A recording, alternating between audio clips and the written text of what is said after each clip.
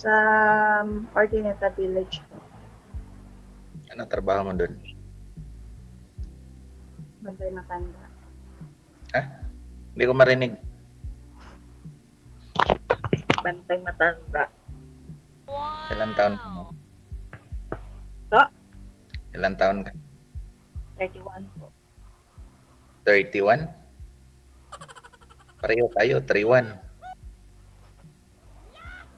Kaya pa October 20 po. Ganun. Saan ka sa Mindanao? Zamboanga City? Zamboanga City po. Sambusor din ako, Bagadian City. Ano, ilan anak mo? 18 po. Hindi ko maintindihan boses mo, parang ang layo mo sa cellphone mo. Sabi ko ay magkalayo na magkalapit. Hindi, okay lang yun. Hindi naman hadlang yung lugar. Ilan anak mo? Isa po. Isa. Asawa mo ilan? Wala nga nahanap kahit isa eh.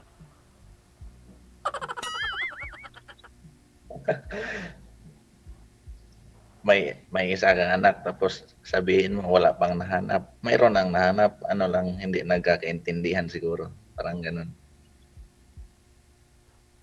Siyempre dati pa yun. Sa pangalawa, di wala pa eh.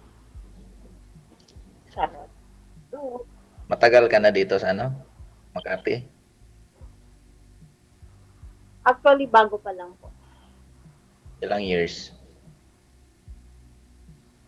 Ay pan pa. Galing ako ng Dubai.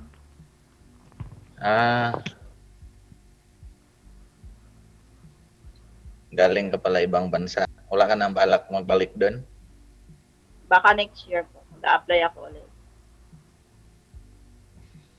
Tapos, ano purpose mo? Ba't ka sumali sa, sa kay Didji? Siyempre, naghahanap ng seryoso na relasyon.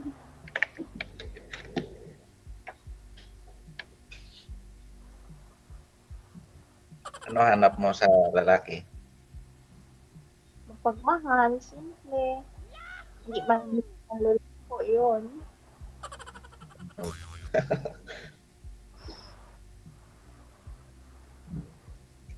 Ano na lang tayo mamaya? Chat na lang tayo. Hingin ko na lang yung account mo mamaya. Forward mo na lang para sigurado. Okay. Pero habang may oras pa tayo, dito muna tayo.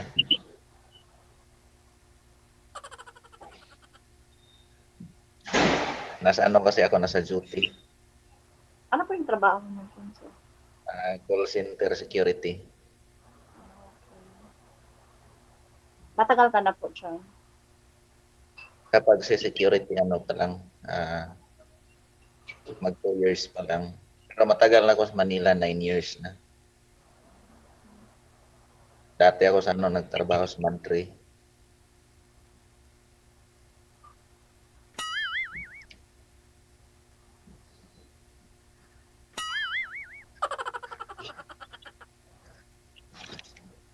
Ewan ko, Sige, ikaw sa langaw. Ikaw na magtanong, nakakahiya naman. Parang tahimik ka lang. Nakatitig lang, parang gutom siya na si ma'am na na walang gana kumain ba? Parang ganun. Nakatitig lang. Delikado yung ganyan din siya. Oo. Baka pag tinabihan mo, har, har. Nakatulog na siguro si ma'am. Oo. Malutaw na ako yan sa titik. Kagigising mo lang, ma'am. Kagigising mo lang. Stayin po kayo dyan sa alaga mo? Sa trabaho mo? Stayin po kayo dyan? Oh, okay. Kailan di off mo? Sorry? Kailan di off mo? Actually, sa September 7 po. September 7? Isang linggo na lang. Ano, lalabas ka? Sunduin kita. Hindi ko pa sure. Hmm? Hindi ko ko pa sure kung lalabas ba ako or hindi. Sure na yan. Di op eh. Kasi po, DJ, pag lumapas ay magastos po. Ay, si sir na may gagastos. Huwag kang mag-alala. Oo.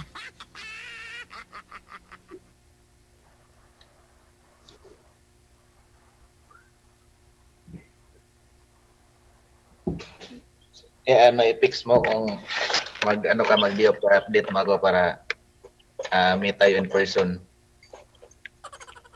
I-update po kita.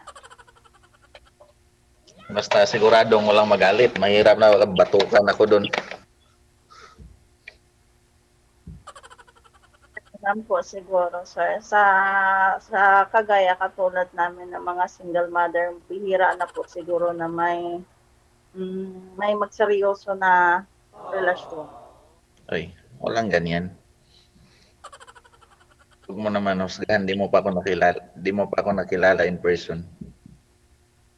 Siguro sa iba ganyan, pero lahat tayo may kanya-kanya may kanya-kanyang pag-uugali, may kanya-kanyang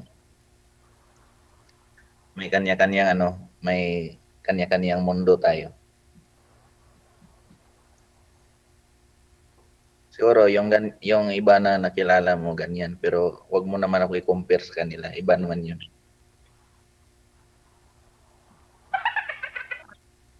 Kasi na-compare sa kanila eh. Ako actually kanya, hindi sa kanila kasi wala pa na mga mangyari na marami eh. Kaya kanya. Kaya nga.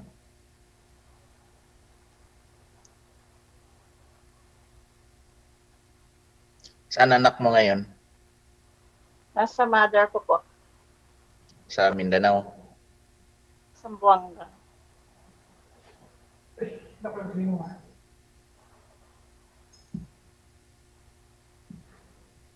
Kayo po, sir, baka may asawa, may jowa po kayo dyan. Ako, Oo, dati mayroon. Pero wala na, hiwalay na. Naging kayo po yun, sir? Diba sumali na rin po kayo dito dati, sir? Naging kayo po ba? Last November 1. Sumali ako dito. Pero wala, hindi pinalad. Yung babae kasi nung time na yun, nagkunwari lang na wala daw siya, walang boyfriend, pero yun pala. Meron. Alaman ko, mayroon ibang lahi yung niya. Boyfriend? Paano nyo nalaman yun, sir? Ano, nakausap nyo may ibang lahi? Pagtawag ko sa kanya, makita ko na may kasama siya doon na ibang lahi. Aragoy. Tanong ko siya kung sino yun, sabi niya daw, boyfriend daw niya. Aragoy. Wala nga naman pilitin yung may nagmamayari na. Mahirap mangagaw hindi sa atin.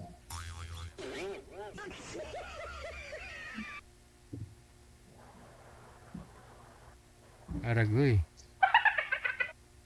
Oh, ba't ka tahimik, ma'am? Magtanong ka.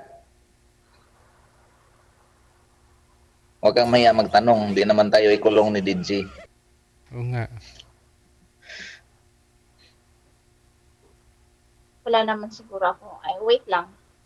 Ano pala po ang hinahanap mo sa isang babae? Ha? Hanap ko sa isang babae? Yung parang ikaw. Hindi, siyempre, hanap natin dito, seryoso yung mapagkatiwalaan. Alangan naman maghanap ka para lang lokohin mo, paglaruan mo. Hindi naman tayo ganyan.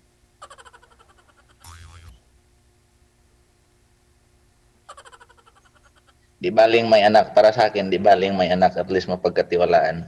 Ganun lang.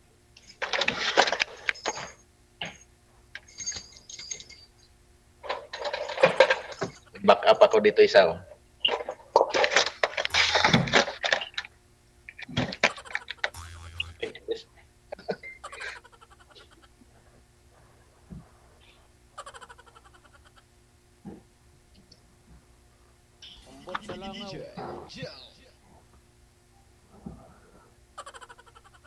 Kakauwi mo lang ibang bansa tapos nagtrabaho ka agad. Hindi pa ako ng probinsya, tapos bumalik po ako ng Maynila. Dapat magpahinga ka muna. Mahirap kasi magpahinga eh. Yun na nga sabi, ako pa ang tatay, ako pa ang ina. Ah, ang tawag pala sa'yo, inatay. Inatay. Ina na, tatay pa.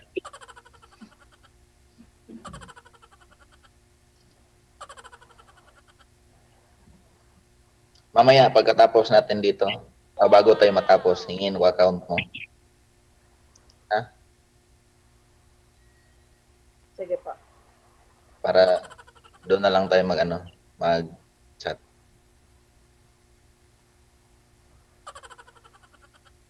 Sige, magtanong ka. Wala naman siguro. Good morning.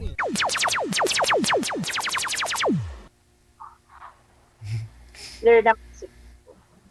Wala ka na yung tatanong, ma'am? Umagang umaga. Wala na po din siya. Oo, tanungin mo si sir kung malaki ba yung ano niya, yung katawan niya, yung pangarap niya sa buhay, ganun. Sa anong plano niya pag sakaling makapagpangasawa ng single mom. Anong plano niya sa inyo? Ano to, DJ? Kung sa Bisaya pa, taas, dako, gahi.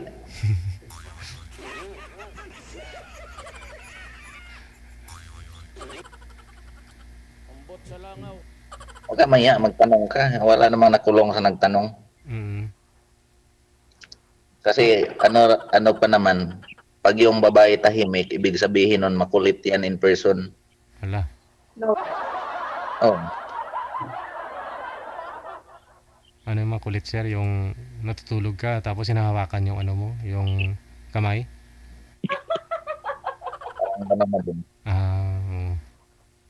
Magtanong ka, huwag ka maya, magtanong. Hindi naman tayo kulong, DJ. First time mo ba sumali dito? First time. Kaya pala. Sabi nga nila, ano daw, masakit sa first time. Joke lang. Dito sa live, mahiya ka magtanong. Baka mamaya, puro ka na lang tanong din. Hindi tahimik talaga ako. Hindi na talaga ako tahimik. Kaya nga ako iniwanan kasi tahimik lang. Ay, ganun. Hindi naman siguro sapat na rason 'yan. Siguro may malala na dahilan. Lahat ng mga iniwan may dahilan 'yan. Hindi naman siguro tayo iwan kung walang sapat na rason.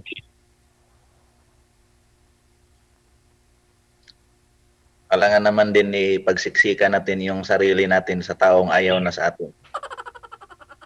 Ganun talaga yung sir siguro. Yung babae daw na maingay, matahimik sa araw, pero pag tulog, maingay daw. Ulit. Oo. Pag nasahigaan na, maingay.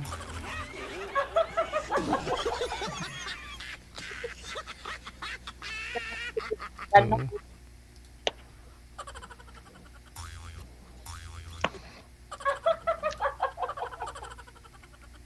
Huwag kang laging nakaganyan para kang asawa ni Ninoy Aquino niyan. Oo. May problema mo yan, ma'am.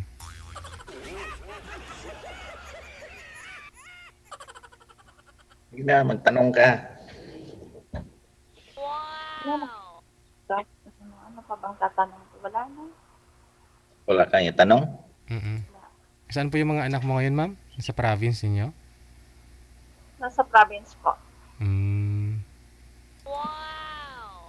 Kasal kayo na asawa mo dati? Po? Kasal kayo na asawa mo? Hindi. Ito DJ, pwede talaga to DJ. Kasi wala pa. Kung sa lupa pa, hindi pa titulado.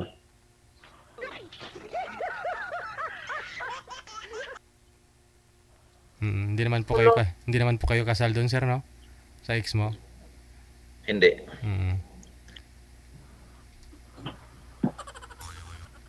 Pwede to DJ. Invite na lang kita, Didzi. Oh, pwede ah.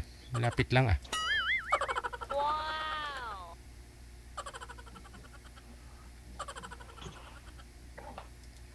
Ay, yung mga anak po ninyo, ma'am, na yung asawa po ninyo nag-alaga o sa side po ninyo, nanay po ninyo?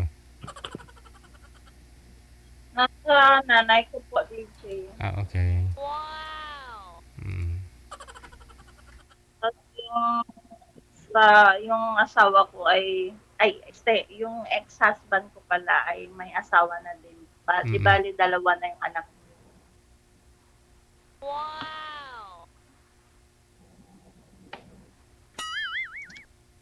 Okay lang yun. Baka nung time siguro na nag-abroad ka, hindi niya natiis yung ano, yung lamig, kaya pinagpalit ka sa malapit.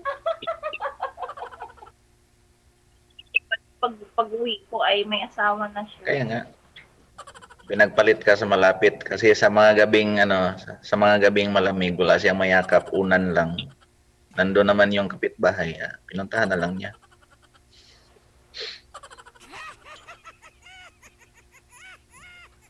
Ganon talaga ano, ang buhay ng OFW. Pag alis, may asawang naiwan, pero pagbalik, wala na. Yun ang nangyari kadalasan.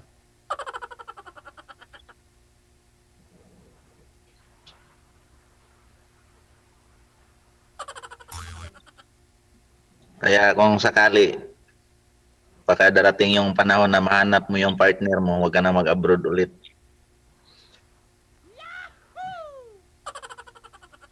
Lang kasi ako dati kasi gusto ko lang na tulungan siya. Mm. Hindi, Anong natulong? Natulungan mo maghanap ng iba? responsibilidad niya po yun, ma'am. Kaya kung hindi man sufficient yung kinikita niya, maghanap ng paraan para kakasya. Siya magtrabaho ah. Mm. Maraming paraan para hindi magkahiwalay kung gugustuhin lang. Mm. Mas gustuhin siguro siya na nasa malayo ako para magawa siya kung anong gusto. Hindi. Kung sa akin nangyari, hindi pwede na alis yung isa. Mm. Parang ibon lang. Pag yung ibon nagkahiwalay, malungkot yung isa na naiwan. Mm. Ganon dapat. Lalo pagkasal Pwede kayo. naman magtrabaho dito at kailangan pa magpunta sa ibang bansa para maghanap ng pira na dito sa lugar natin, pwede naman tayo magtrabaho dito para kumita. Mm. Buo pa yung pamilya. Mm. Yun talaga dapat. Isabuhay niyo yung bas-bas ni Father sa simbahan. Kasi sabi nga sa simbahan, sa mga bagong kasal, sa hirap at ginhawa kayo ay magkasama. Pero anong ginawa? Nag-abroad. Oh. Pag nasa abroad, wala na. Nag-asawa ka nga para may kasama ka tapos nasa abroad. Hmm.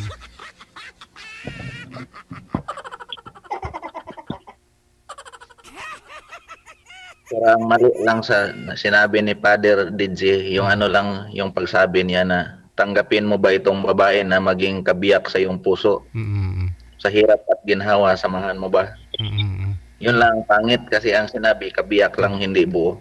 O kabiyak nga lang, no?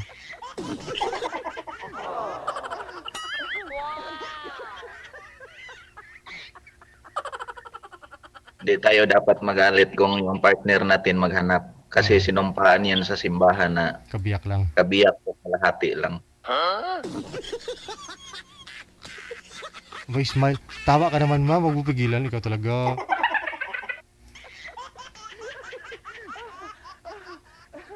Tulad din sa ano, Binyagan, na sabi ni Father na Mm.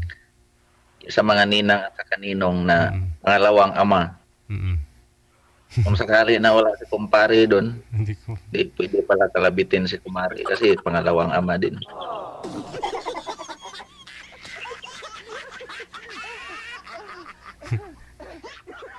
Kaya ako ayaw ko magninong sa mga bata, sir eh.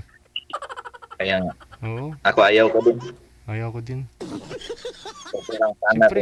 okay lang sana kung ang bata lang yung magkalabit. Oo. Baka si kumari sasali na din, mahirap. Siyempre, ikaw nga yung ano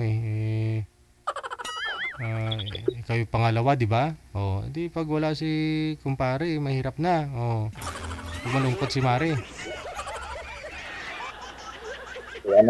DJ si ma'am, masyadong seryoso. Oo nga eh.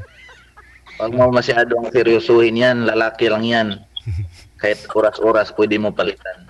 Wow. Oo, kasi alam namin maraming manliligaw, ma'am eh. Mm. No, marami no.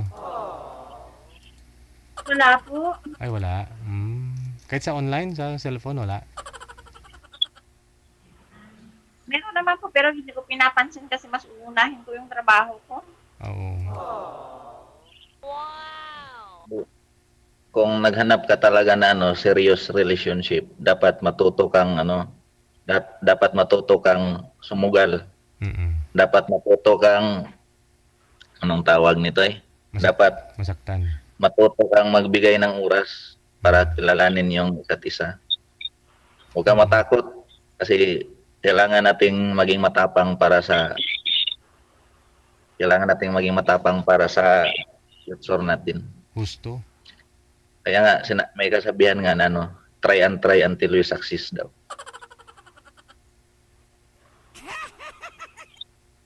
Huwag ka masyado maging seryoso. Pero talaga ako, seryoso talaga ako sa buhay.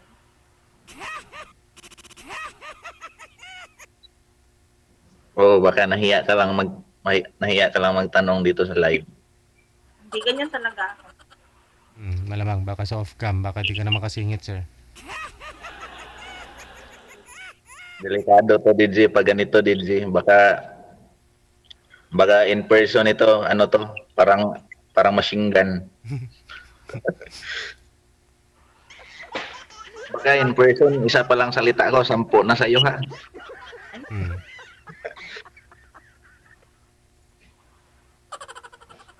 Bitaw, seryoso. Mamaya, pagkatapos sa oras natin, chat na lang tayo through messenger para doon natin makilala yung isa't isa. Kasi ramdam ko na nahiya ka dito sa live. Ano gusto niyo po, ma'am? Yung mga I-off-cam ko na po kayo, ma'am, para makapagtanong ka na. lang, Parang nailang ka dito sa live. Ano po, ma'am? I-off-cam ko na po ba kayo? Hindi ko maintindihan. Hindi ko marinig boses mo. Sabi ko ba, hindi pa tayo tapos? Ay, sus. Kaya nga po tinatanong ka namin kung i-off-cam ka na namin eh. O sige. Good luck po sa inyong dalawa. Maraming salamat sa time, sir. Thank you. Bye-bye.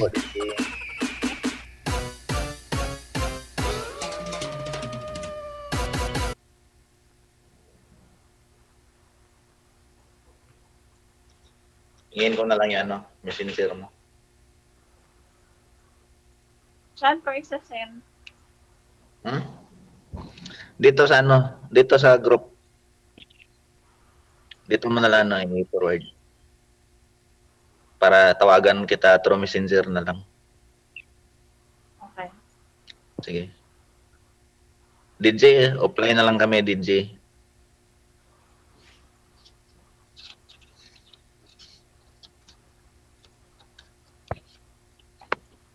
Sige na.